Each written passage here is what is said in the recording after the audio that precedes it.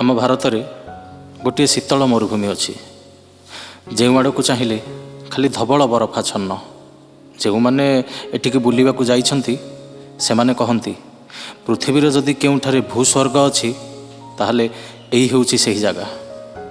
धारा 370 हटिला परे एही जगह विषय ही सबुठारु अधिक गूगल सर्च करा जाइछि। आपण माने जानि सारिबेणी से स्थान हेउछि लद्दाख जोठारु अनेक गुड़िए नदी उत्पत्ति लाभ करिसेंती। हेले आपण माने जानती कि एते नदीर जन्मस्थान होइथिले मध्य एठारे भी जल संकट देखा जाए, किंतु जड़े भारतीय इंजीनियर किछि एमिति कमाल करी देखाइछंती जहा एबे सारा विश्व रे चर्चित। से बौद्ध स्तूप ढांचारे मानव निर्मित ग्लेशियर एक जल भंडार गढ़ी। यह भारतर उत्तर रे थिबा लद्दाखर इंजीनियर सोनम वांगचुकर आइडिया।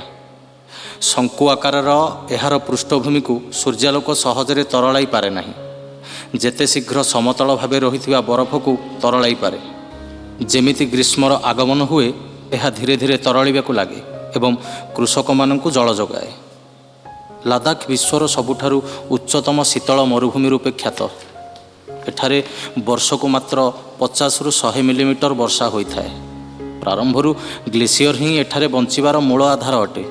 यह ही सहर एवं कृषक मानकू जल जोगाए, किंतु विश्व जलवायु परिवर्तन जोगु एही 50 वर्ष मध्यरे एठारु प्राय 50 शतकड़ा बरफ तरली सारिलाणी।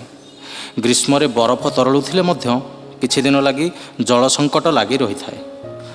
अधिकांश लोक बुझी पारंतिनि कि कृषक मानक निमंते जल संकट केवल अप्रैल एवं मे मासरे होइथाए। सही समय रे ही सेमानकू जल आवश्यक होइथाए। आउ सही समय रे उपरे थिबा ग्लेशियर एते भी गरम होई न थाए जेमिति तरली पारिबो।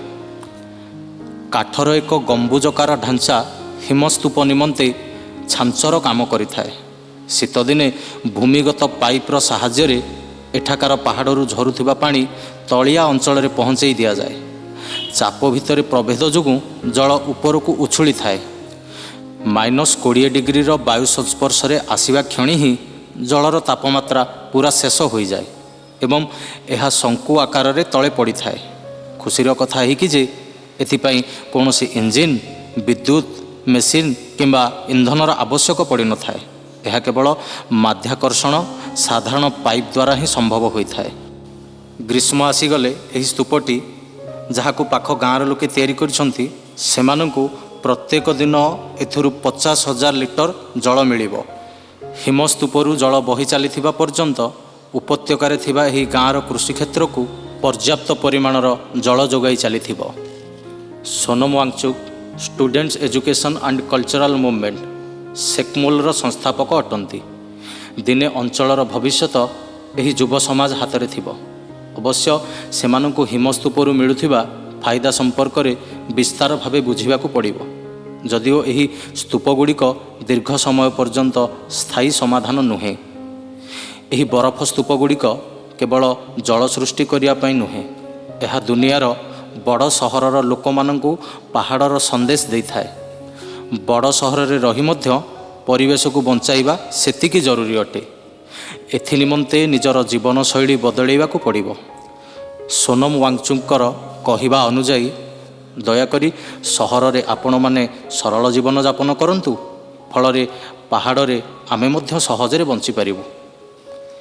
एबे एही अंचल रे 25टी हिमस्तूप अछि। एगुड़ी को गढ़िबा पई केवल कल्पना शक्ति एवं परिश्रमर आवश्यकता थिला। दुनिया सारा जलवायु परिवर्तन बंचिबाकू हेले एहा छड़ा आउ कोन दरकार।